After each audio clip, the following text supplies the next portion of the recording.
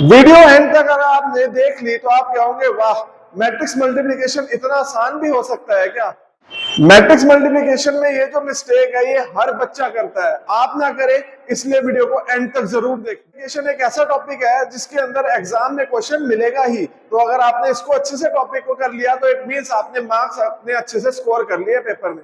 आज का जो टॉपिक है हमारा वो क्या है, मैट्रिक्स मल्टीप्लिकेशन। ठीक है, हमने लास्ट क्लास में बेसिकली क्या करा था कि एडिशन सब्ट्रैक्शन करी थी मैट्रिक्स की। अब हमने जो करना है बेसिकली वो क्या करना है, मल्टीप्लिकेशन। एडिशन सब्ट्रैक्शन में जो हमारे पास कंडीशन थी एक, हम उस कंडीशन का सबसे पहले चेकिंग करते थे ना कि हमारा जो मैट्रिक्स है वो क्या है, क्या वो मैट्रिक्स हमारा कंपेरेबल था, यानी उनका ऑर्डर सेम था। क्योंकि अगर ऑर्डर सेम था तो ही एडिशन या सब्ट्रैक्शन कर सकते थे, अदरवाइज हम उसकी एडिशन सब्ट्रैक्शन नहीं कर सकते थे। ये हमारी एक कंडीशन थी। सेम वे जो हमारे पास मल्टीप्लिकेशन का कंसेप्ट है मैट्रिक्स के, मल्टीप्लिकेशन के अंदर भी एक कंडीशन है। किसी भी मैट्रिक्स को हम मल्टीप्लिकेशन नहीं कर देंगे ऐसे कि कोई भी दो मैट्रिक्स उठा लिया और उसके हमने क्या कर दिया, मल्टीप्लिकेशन कर दिया, ऐसा पॉसिबल नहीं है। ठीक है, हमें एक कंडीशन को चेक करना होगा, वो कंडीशन ही मेन है और उसी कंडीशन को हमने समझना है कि किस तरीके से जो दो मैट्रिक्स है उनकी मल्टीप्लिकेशन हम कर पाएंगे। और मल्टीप्लिकेशन का कंसेप्ट बहुत अलग है नॉर्मल अलजेब्रा की मल्टीप्लिकेशन से, तो वही अब हमने इस टॉपिक के अंदर पढ़ना है। तो सबसे पहली चीज हमारे पास वही है जो अभी आपको बताया कि सारे मैट्रिक्स हमारे मल्टीप्लिकेशन नहीं हो सकती, जैसे सारों की एडिशन नहीं हो सकती थी। उसके लिए स्पेसिफिक क्या है, हमारे पास कंडीशन है, और वो कंडीशन किसके ऊपर डिपेंड करती है, हमारे ऑर्डर ऑफ मैट्रिक्स पे, कि जो मैट्रिक्स हमारे पास है उसका ऑर्डर क्या है, उस ऑर्डर के ऊपर वो डिपेंड करती है। तो क्या डिपेंडेंसी है कि सपोज मेरे पास एक मैट्रिक्स ए है, ठीक है, एक मैट्रिक्स क्या है मेरे पास ए, उसका ऑर्डर क्या है मेरे पास m क्रॉस n। मेरे पास दूसरा मैट्रिक्स है बी जिसका ऑर्डर मेरे पास क्या है, जिसका ऑर्डर है मेरे पास p क्रॉस r। तो फर्स्ट एंड फॉरमोस्ट जो हमें चेक करना है वो हमें क्या चेक करना है कि जो मेरे पास कॉलम नंबर है मेरा सेकंड मैट्रिक्स का कॉलम नंबर, ठीक है, और फर्स्ट मैट्रिक्स का कॉलम नंबर और सेकंड मैट्रिक्स का हमारा रो नंबर, वो क्या होना चाहिए, दैट मस्ट बी सेम। यानी ये जो n है मेरा वो किसके बराबर होना चाहिए, p के बराबर होना चाहिए। ये फर्स्ट एंड फॉरमोस्ट थिंग हमें देखनी है। जैसे सपोज मैंने एक मैट्रिक्स लिखा 3 क्रॉस 4 और दूसरा मैट्रिक्स लिखा मेरे पास 4 क्रॉस 5। सो यहां पर मेरे को क्या चीज का चेकिंग करनी थी, सबसे पहले क्या मेरा ये 4 और ये दोनों हमारे सेम है, yes, in this particular case ये बराबर है, तो इट मींस हम इन दोनों की मल्टीप्लिकेशन कर पाएंगे, हम इन दोनों मैट्रिक्स की मल्टीप्लिकेशन कर पाएंगे कि जो हमारा फर्स्ट मैट्रिक्स है उसका कॉलम और सेकंड वाले मैट्रिक्स का रो मैच करना चाहिए।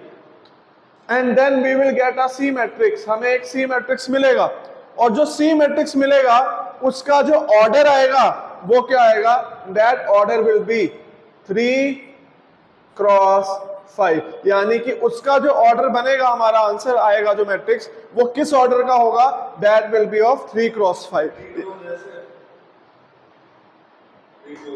हाँ जी, रोज, हाँ, इस तरीके से हमारे पास first row, second row, third row, और first column, second column, third column, इस तरीके से। ठीक है, तो like in this particular case अगर हम इस जनरल कंडीशन को देखें, सो ए मैट्रिक्स का ऑर्डर क्या है, ए मैट्रिक्स का जो ऑर्डर है that is how much, m cross n। ए का जो हम ऑर्डर लिखेंगे वो हमारे पास क्या है, that is m cross n। B matrix की मल्टीप्लिकेशन करनी है, उसका ऑर्डर हमें कितना दिया हुआ है, that is p cross r। So multiplication is only possible when क्या होगा मेरे पास, मेरा n किसके बराबर हो जाए, when n is equal to p and the answer let it be a C matrix. जो हमारा आंसर आएगा वो किस ऑर्डर का मैट्रिक्स आएगा, वो that will B order of m cross r। This is the condition कि मैट्रिक्स का जो ऑर्डर आएगा वो m क्रॉस r आएगा, और हमारे मल्टीप्लिकेशन पॉसिबल तभी होगी जब मेरा n किसके बराबर होगा, p के बराबर। और अगर मेरे पास मेरा n और p बराबर ही नहीं है तो मैट्रिक्स की मल्टीप्लिकेशन पॉसिबल ही नहीं है, और हम क्या बोलेंगे, that multiplication is not defined. For example suppose मैंने लिखा एक मैट्रिक्स है जिसका ऑर्डर है 2 क्रॉस 3 और एक मैट्रिक्स है मेरे पास बी जिसका ऑर्डर है 4 क्रॉस 5। तो इन दिस पर्टिकुलर केस हम देख रहे हैं कि ये दोनों सेम ही नहीं है, दिस इज नॉट सेम। तो इन दैट केस हम क्या बोलेंगे कि हमारी जो मल्टीप्लिकेशन है A B that is not defined, that is not defined.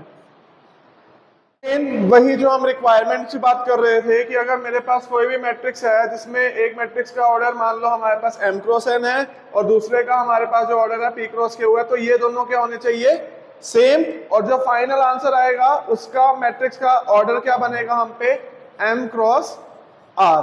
अब यहां पर एक चीज आपने ध्यान में रखनी है, मैं आपके सामने एक एग्जांपल दे रहा हूं।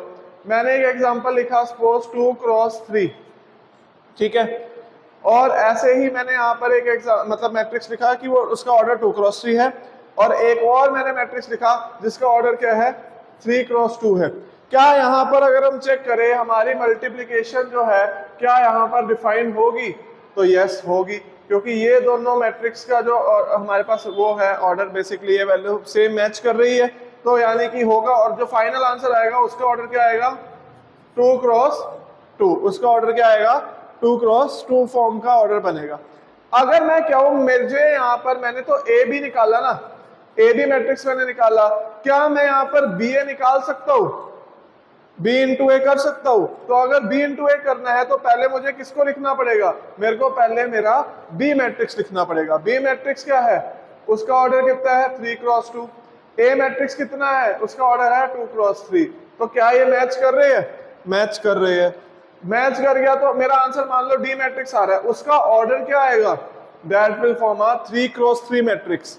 यानी कि मैट्रिक्स मल्टीप्लिकेशन अगर हम देखें, हमने जैसे एडिशन में कहा था कि अगर मैं a प्लस बी कह दूंगा या मैं b प्लस a कह दूंगा, एक ही बात थी, दैट इज कॉम्यूटेटिव, कि addition of two matrix is commutative, subtraction commutative नहीं था। सेम जब आप देखो, जब आपने a इंटू बी करा है तो जो ऑर्डर आ रहा है वो 2 क्रॉस 2 मैट्रिक्स का आ रहा है, यानी एक अलग मैट्रिक्स है। और जब मैंने b इंटू ए करा है तो जो मैट्रिक्स का ऑर्डर आ रहा है वो 3 क्रॉस 3 आ रहा है। यानी अगर हम यहां से देखें a इंटू बी और b इंटू ए, हमारे पास क्या है, एक अलग अलग मैट्रिक्स दे रहे हैं, यानी यहाँ पर जो मैट्रिक्स है वो डिफरेंट आ रहे हैं। यानी कि हम इससे यहाँ पर क्या बात कर सकते हैं कि जो मैट्रिक्स मल्टीप्लिकेशन है मेरे पास वो क्या है, that is also non commutative. A B जो है और जो बी ए आएगा वो हमारे इक्वल नहीं आएंगे इन जनरल। किसी एक केस में हो सकता है इक्वल आ जाए, बट इन जनरल वो हमारे क्या होते हैं, नॉन कॉम्यूटेटिव। एंड अगर यहां पर हम एक और एग्जांपल की बात करें, एक और पॉइंट लिखा है कि अगर a इंटू बी डिफाइन है तो जरूरी नहीं है कि b इंटू ए भी क्या हो, डिफाइन हो। जैसे कि एक एग्जांपल अगर मैं यहां लिखूं, मैंने लिखा 1 क्रॉस 3 ऑर्डर, ठीक है, और बी मैट्रिक्स का मैंने लिखा 3 क्रॉस 2 ऑर्डर। अब अगर आप इसकी मल्टीप्लिकेशन करें तो क्या मल्टीप्लिकेशन पॉसिबल है यहां पर मेरे पास, अगर मैं इसकी मल्टीप्लिकेशन चेक करूं तो यस इट इज पॉसिबल, और मेरा आंसर क्या बनेगा, 1 क्रॉस 2 ऑर्डर का बनेगा। बट अगर मैं इसका b इंटू ए लिखूं, b मैट्रिक्स है 3 क्रॉस 2, a मैट्रिक्स है 1 क्रॉस 3, क्या अब मल्टीप्लिकेशन पॉसिबल भी है, no it is not possible. यानी अगर a इंटू बी मल्टीप्लिकेशन कर पा रहे हैं हम, तो जरूरी नहीं है हर मैट्रिक्स में उसका रिवर्स भी निकाल भी पाए। अगर निकल पा रहा है तो जरूरी नहीं है कि वो उसके इक्वल ही आएगा। So this is the concept of multiplication of matrix. अब मल्टीप्लिकेशन करनी कैसे है उसके ऊपर आते हैं, बट उससे पहले कुछ एग्जांपल्स अगर हम चेक करें कि क्या ये मैट्रिक्स की मल्टीप्लिकेशन पॉसिबल है, और अगर है हमारे पास तो उनका प्रोडक्ट जो आएगा नया मैट्रिक्स का, उसका ऑर्डर क्या होगा। जैसे आपके सामने बोल रहा है ए कितने ऑर्डर का मैट्रिक्स है हम पे, 3 क्रॉस 2 का, बी कितने का है, 2 क्रॉस 4 का। तो पहला क्वेश्चन हमारे पास क्या कह रहा है, और सी मैट्रिक्स भी दिया हुआ है, सी इज 3 क्रॉस 3 आपके सामने। तो अब हम चेक करते हैं कि क्या हमारे पास प्रोडक्ट डिफाइन है, तो चेक करें ए बी का प्रोडक्ट डिफाइन है, यस, ए इंटू बी का प्रोडक्ट हमारा डिफाइन है। अगर डिफाइन है तो जो मेरा मैट्रिक्स बनेगा उसका आंसर क्या आएगा, उसका ऑर्डर क्या बनेगा, उसका ऑर्डर बनेगा 3 क्रॉस 4, उसका ऑर्डर क्या बनेगा 3 cross 4। What about B cross A, क्या बी क्रॉस ए डिफाइन होगा, बी को हम ए के साथ कर सकते हैं मल्टीप्लिकेशन, ये बी है, ये हमारे पास ए है, अब तो ये हमारे मैच ही नहीं कर रहे, so that is not possible. तो आगे वाले का हम ऑर्डर भी क्या ही करेंगे लिखकर। फिर C क्रॉस B, C ये है, B आपके पास क्या है 2 क्रॉस 4, तो क्या ये मल्टीप्लीकेशन पॉसिबल है? नहीं है, so it is also not possible. What about this? Next check करो, अगर हम बात करते हैं यहाँ पर कि C क्रॉस C, C का मैट्रिक्स C के साथ कर पाएंगे हम? यस, हो जाएगा, बिकॉज अगेन वो क्या है 3 क्रॉस 3 है, मैच हो जाएगा और आंसर भी किस फॉर्म में आएगा? That is also from 3 cross 3। A cross A हो जाएगा हम पे multiplication. What about A cross A? A cross A multiplication हो पाएगी? नहीं हो पाएगी, that is not possible. T transpose अभी आगे आएगा, इसको आगे हम डिस्कस करेंगे। Any doubt? यहां तक क्लियर है? कंडीशन समझ आ गई? ये मेन थी कंडीशन जो हमें समझनी थी। अब हम, ठंड लग गई है, चलो थोड़ी देर कर देते हैं, पंखा चलाओ फिर ये, ठीक है। आगे ना समझ, इस पे जाने की जरूरत तो नहीं है मेरे को। चलो आगे चलते हैं फिर सीधा मल्टीप्लिकेशन वाले रूल पे।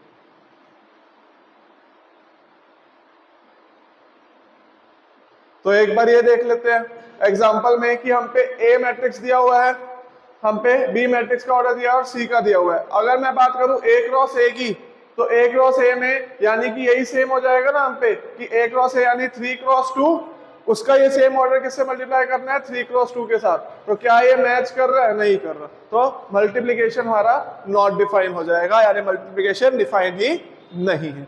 अब हम आते हैं हमारा मैट्रिक्स का मल्टीप्लीकेशन करना कैसे है, ठीक है। मैट्रिक्स की मल्टीप्लीकेशन हमने करनी कैसे है, हम उसके ऊपर आ रहे हैं डायरेक्ट, ठीक है। फिर हम इसको स्टार्ट करेंगे आगे। हम देखेंगे कि मल्टीप्लीकेशन करनी कैसे है।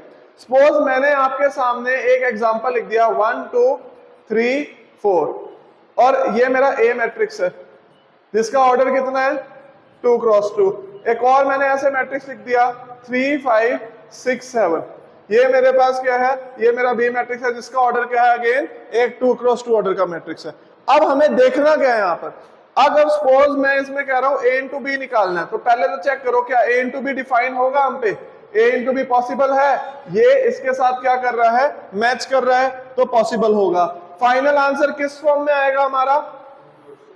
एक 2 क्रॉस 2 मैट्रिक्स का ही ऑर्डर फॉर्म करेंगे। तो देखो अब ध्यान से आपने यहां पर ये दोनों मैट्रिक्स लिख लो पहले, 1 2 3 4, और यहां पर अगर हम लिखेंगे इसको 3 5 6 7, ठीक है। इस तरीके से आपने मैट्रिक्स को क्या कर दिया? लिख दिया। अब आपने क्या करना है, यहां की रो को इधर के कॉलम के साथ क्या करना है? मल्टीप्लाई करना है, ठीक है। ये रो ऊपर वाली फर्स्ट कॉलम के साथ मल्टीप्लाई होगी, जहां पे फर्स्ट एलिमेंट इस फर्स्ट के साथ, सेकंड एलिमेंट इस सेकंड के साथ, और दोनों को क्या करेंगे? ऐड। कैसे? 1 इंटू 3, यहां लिख रहा हूं 1 into 3 plus 2 into 6, this will give us the first element. हम पे कितने एलिमेंट आएंगे? हम पे ऑर्डर कितना आ रहा है? 2 क्रॉस 2, यानी हम पे 4 एलिमेंट आएंगे। तो ये 4 में से हमारा पहला एलिमेंट आ जाएगा। Next is this same with this second one, पहली रो को पहले कॉलम के साथ, पहली रो को पहले दूसरे कॉलम के साथ। नाउ हम क्या लिखेंगे यहां पर? We will write 1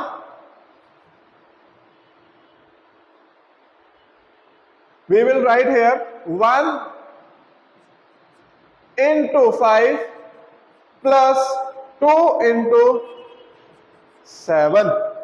Next, now we will multiply this row with this column, 3 into 3 plus 4 into 6, and similarly 3 into 5 plus 4 into 7, and at last अब हम इसकी वैल्यू लिख देंगे। This will be 3 plus 12, this will be 5 plus 14, this will be 9 plus 24, this will be 15 plus 28. The final value will be how much? This will be 15, यहाँ लिख लेते हैं 15, this will be 19, this will be 33, this will be 43. This is the answer of A multiplied with B. A की multiplication B के साथ कैसे हमने करी. So again what we have done कि हमारे पास सबसे पहले चीज हमने क्या करा, सबसे पहले हमने इस पूरी रो की जो मल्टीप्लिकेशन है वो इसके साथ करी, फर्स्ट एलिमेंट की फर्स्ट के साथ, सेकंड की सेकंड के साथ, और बीच में हमेशा क्या लगाना है, हमने प्लस का साइन लगाना है. सेम दिस फर्स्ट रो पूरी पहले फर्स्ट कॉलम के साथ, फिर फर्स्ट रो पूरे सेकंड कॉलम के साथ. Now 1 with 5, 2 with 7, 1 multiply with 5 plus 2 with 7, then 3 with 3, 4 with 6, then 3 with 5, 4 with 7. This is how we have to do the multiplication. Look at one more example. Suppose मेरे पास अब एक और matrix है, let it be A is 6, 2, 4 minus 7, and this is B 3 minus 3 minus 4 7 minus 2. Now I have to do multiplication. Suppose A into B निकालना है मेरे को. Again order is 2 cross 2. This is also 2 cross 2. It means ये same है, same है तो अब हमारे पास ये same इसके साथ तो हम multiplication कर सकते हैं. We will write it here. 6 2 4 minus 7 multiply with minus 3 minus 4 7 minus 2. कैसे multiplication होगी? This with this. So क्या लिखेंगे हम इधर? 6 with minus 3 plus 2 with 7. Next 6 with minus 4 plus 2 with minus 2. Next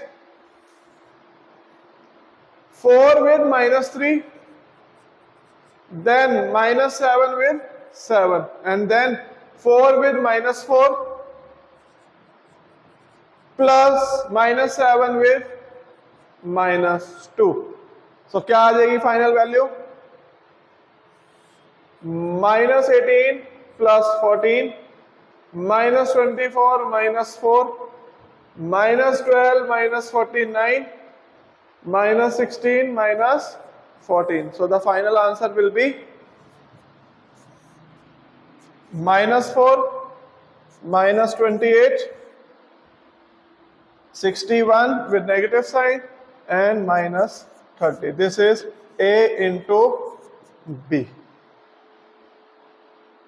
Now try B into A. इसी matrix का B into A multiply करके देखो क्या आएगा. So जब आपने यहाँ पर B into A मल्टीप्लाई करा तो हमारा आंसर क्या आया? minus 34 22